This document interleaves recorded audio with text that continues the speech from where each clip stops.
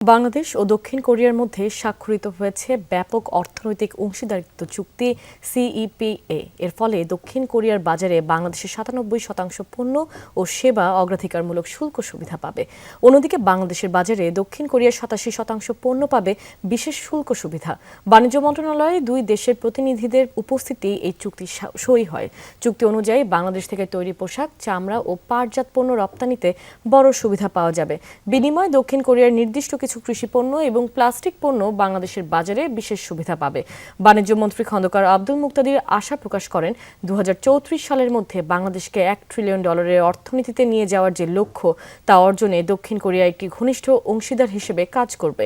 এই চুক্তি বিপুল বিনিয়োগ আকর্ষণ করবে। এ সময় দক্ষিণ কোরিয়ার বাণিজ্য মন্ত্রী ইয়ো হান কু জানান, এই চুক্তি দুই দেশের সরবরাহ ব্যবস্থা এবং ডিজিটাল রূপান্তরে বড় ভূমিকা রাখবে।